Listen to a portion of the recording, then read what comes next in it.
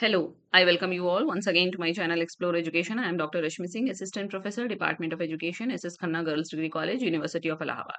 And this time I am going to discuss with you a new topic under UGC NET series, that is Mudaliar Commission. Okay? हम लोगों ने Kothari commission भी पढ़ लिया, Radhakrishnan commission भी पढ़ लिया, मुदालियर कमीशन मतलब कोई सीरीज नहीं है जो जैसे भी सब कुछ तो पहले डिस्कस कर ही चुकी हूँ। इस वक्त मैं आपसे कोशिश कर रही हूँ कि कोई कंफ्यूजन हो वो दूर हो जाए, कोई क्विक रिकैप आपको करना हो तो आप इसे फॉलो कर सकते हैं इस तरह से, है ना? तो हर सेकेंडरी मुदालिर कमीशन हमें पता है 1952 में बना, 1953 में उसने अपनी रिपोर्ट दी और सेकेंडरी एजुकेशन के लिए बना था।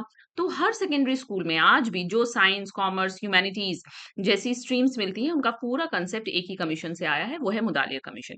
इससे पहले इंडिया में सेकेंडरी स्कूल सिर्फ एक ट्रैक फॉलो करता था और उसका काम था कि यूनिवर्सिटी जाने का ट्रैक, मतलब कि सेकेंडरी एजुकेशन वो हो जो बच्चे को यूनिवर्सिटी जाने के लिए तैयार करे।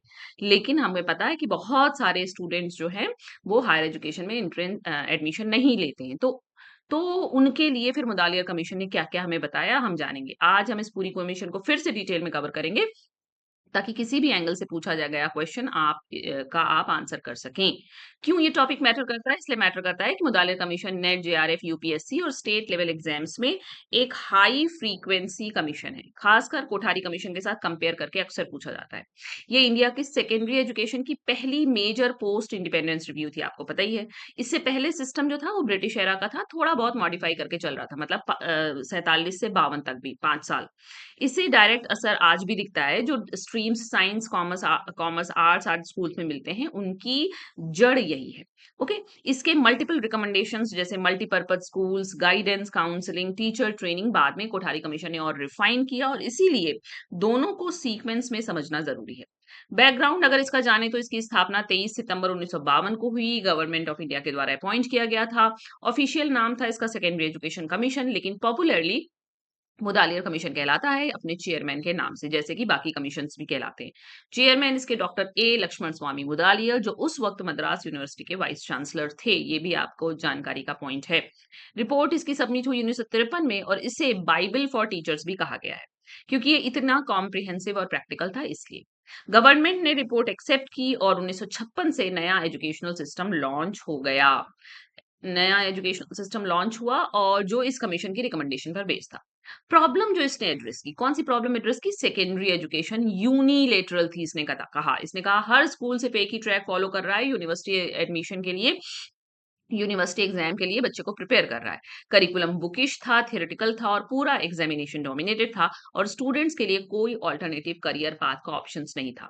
फिर इसने स्ट्रक्चरल चेंज किया, इसने कहा 12 साल का स्कूल सिस्टम बनाइए। कमीशन ने इंटरमीडिएट कोर्स जो कॉलेज के पहले 2 साल होता था को एबॉलिश करने का भी रिकमेंडेशन दिया। इसने कहा एक पूरा 12 साल का स्कूल सिस्टम इसने प्रपोज किया, मतलब स्कूल ही क्लास 11-12 तक एक्सटेंड हो और उसके बाद सीधा अंडर ग्रेजुएट डिग्री कोर्स शुरू हो। यही आइडिया बाद में कोठारी कमीशन ने ऑप्ट करके 10+2+3 का स्ट्रक्चर दिया था, जो आज 5+3+3+4 है। ओके, तो जो मेजर रिकमेंडेशन उसकी है डाइवर्सिफिकेशन ऑफ कोर्सेज। कमीशन का सबसे इंपॉर्टेंट और फेमस रिकमेंडेशन करिकुलम को डाइवर्सिफाई करना, ताकि स्टूडेंट्स को सिर्फ एक एकेडमिक पाथ ना मिलकर मल्टीपल ऑप्शंस मिले। लोअर सेकेंडरी स्टेज जो है वो मिडिल स्कूल में सब स्टूडेंट्स के लिए कॉमन कोर सब्जेक्ट्स था, जैसे languages, general science, mathematics, social studies और क्राफ्ट। हायर सेकेंडरी स्टेज पर जो कोर सब्जेक्ट्स थे, उनके साथ स्टूडेंट्स को 7 स्ट्रीम्स में ऑप्शन चूज करना था: humanities, science, technical, commercial, agricultural, fine arts और होम साइंस। हर स्ट्रीम के अंदर भी इसने सब सब्जेक्ट्स दिए, स्पेसिफिक सब्जेक्ट, जैसे एग्रीकल्चरल स्ट्रीम में general agricultural, animal husbandry, horticulture, fine arts में drawing, painting, music, dancing, home science में nutrition, child care, home management, etcetera. मकसद क्या था कि सिर्फ एकेडमिक माइंडेड स्टूडेंट्स ही नहीं, बल्कि प्रैक्टिकल वोकेशनल इंटरेस्ट वाले स्टूडेंट्स को भी अपने हिसाब से, अपने इंटरेस्ट से, अपने पेस से पाथ चूज करने का मौका मिल सके। मल्टीपर्पज स्कूल्स इसकी दूसरी सबसे खास रिकमेंडेशन थी। कमीशन ने मल्टीपर्पज स्कूल का कंसेप्ट दिया, उसने कहा एक ही स्कूल में मल्टीपल स्ट्रीम्स अवेलेबल हो, एक अम्ब्रेला के नीचे। मकसद क्या था? स्टूडेंट्स को अलग अलग स्पेशलाइज्ड स्कूल्स ढूंढने ना पड़े और एक ही जगह उन्हें technology, commerce, agriculture, fine arts, human science जैसे इंटरनल जॉब ओरिएंटेड कोर्सेज मिल सके। इससे यूनिवर्सिटी एडमिशन पर प्रेशर भी कम होता, क्योंकि हर स्टूडेंट यूनिवर्सिटी जाने की जगह अपने इंटरेस्ट के हिसाब से करियर रेडी चूज कर सकता था। करियर रेडी कोर्स और रूरल एरियाज के लिए स्पेशल ध्यान दिया गया। उसने कहा कि एग्रीकल्चरल एजुकेशन को रूरल स्कूल्स में प्रायोरिटी दी गई, जबकि टेक्निकल इंस्टीट्यूट्स बड़े शहरों के लिए प्रपोज किए गए, भाई जैसी डिमांड है लोकल कंटेक्स्ट के हिसाब से। प्रैक्टिकल चैलेंज क्या था? मल्टीपर्पज स्कूल्स बनाना कॉस्टली था, अलग अलग लैब्स, इक्विपमेंट, ट्रेन स्टाफ चाहिए था। इसलिए इम्प्लीमेंटेशन पूरे देश में मतलब इम्प्लीमेंट नहीं हो पाया। बाद में इसकी क्रिटिसिज्म का एक बड़ा पॉइंट भी बना। एग्जामिनेशन रिफॉर्म इसकी तीसरी सबसे खास रिकमेंडेशन है। उसने कहा कि सेकेंडरी एजुकेशन सिस्टम में जो एग्जामिनेशन हो रहा है वो क्रिटिसाइज किया। उसने कहा ये नैरो है, बुकिश है और ओवर क्राउडेड है। इसने सुझाव दिया कि करिकुलम में टोटलिटी ऑफ एक्सपीरियंस, वेराइटी और कम्युनिटी से कनेक्शन होना चाहिए। सिर्फ एग्जाम पास करना इसका फोकस नहीं होना चाहिए। इंटरनल असेसमेंट और बेटर एग्जामिनर ट्रेनिंग की बात की उसने कहा, ताकि सिर्फ एक फाइनल एग्जाम में पे पूरी डिपेंडेंसी ना हो। मतलब इंटरनल एग्जामिनेशन की बात तब से हो रही है। टीचर एजुकेशन और स्टेटस पे इसने कहा कि टीचर स्टूडेंट रिलेशनशिप को ऑलमोस्ट नॉन एग्जिस्टेंट बताया। उसने कहा है ही नहीं, इतना ओवर क्राउडेड क्लास है कि कोई रिलेशनशिप टीचर और स्टूडेंट के बीच में नहीं है। डेडिकेटेड टीचर ट्रेनिंग इंस्टीट्यूशंस बनाने की रिकमेंडेशन दी, ताकि टीचिंग क्वालिटी इंप्रूव हो। टीचर्स की पे और प्रोफेशनल स्टेटस इंप्रूव करने की बात की, जैसा राधाकृष्णन और कोठारी कमीशन ने भी कहा। गाइडेंस और काउंसलिंग इसका एक और इंपॉर्टेंट एम्फेसिस है। इसने कहा कि पहली कमीशन है जिसने स्कूल्स में गाइडेंस और काउंसलिंग सर्विसेज की जरूरत पर फॉर्मली जोर दिया, और आज तक स्कूल्स में गाइडेंस और काउंसलिंग ऑन पेपर है बस। इतने सारे नए स्ट्रीम्स ऑप्शंस मिलने के बाद स्टूडेंट्स को सही चॉइस करने में मदद चाहिए, इसलिए उसने कहा कि ट्रेन्ड गाइडेंस वर्कर होना चाहिए। चैलेंज ये था कि पूरे देश के हर स्कूल को क्वालिफाइड काउंसलर कैसे दिया जाए। तो कमीशन ने खुद इसे एक लिमिटेशन के रूप में माना कि अभी हम नहीं कर सकते, लेकिन हमें आगे कर लेना चाहिए। क्राफ्ट और वर्क एक्सपीरियंस की बात की, हालांकि बाद में वर्क एक्सपीरियंस का कंसेप्ट कोठारी कमीशन में भी आता है। इसने कहा क्राफ्ट एक कंपलसरी कोर्स सब्जेक्ट बनाया जाए, ताकि एजुकेशन सिर्फ थियोरेटिकल ना रहे बल्कि प्रोडक्टिव हो, हैंड्स ऑन उसमें एक्सपीरियंसेस जुड़े।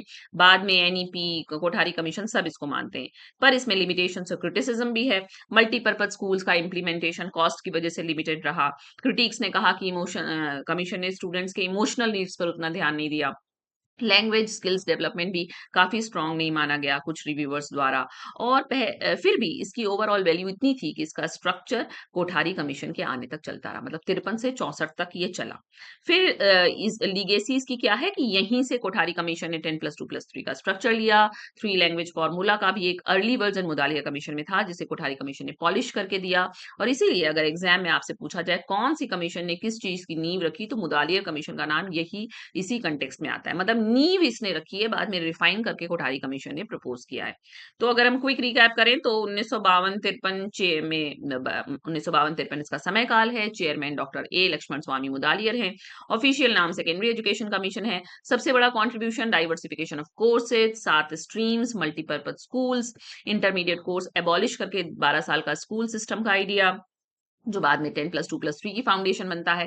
गाइडेंस, काउंसलिंग, वर्क एक्सपीरियंस और टीचर ट्रेनिंग भी इंपॉर्टेंट रिकमेंडेशंस थे। लिमिटेशन इसकी ये है कि इम्प्लीमेंटेशन कॉस्ट की वजह से मल्टीपर्पज स्कूल्स लिमिटेड रह गए और हम इम्प्लीमेंट नहीं कर पाए। तो ये मुदालिया कमीशन का क्विक रिकैप। मैं बोलती भी थोड़ा तेज हूं तो और क्विक हो जाता है। तो आपको समझ में आया हो तो आप लिख सकते हैं कमेंट बॉक्स में कि yes this commission is has now become clear to you. और अगला एपिसोड में कवर करूंगी कन्वर्जेंट वर्सेस डाइवर्जेंट थिंकिंग पर। बहुत पूछा जाता है सवाल, और इवन इंटरव्यूज में भी पूछा जाता है।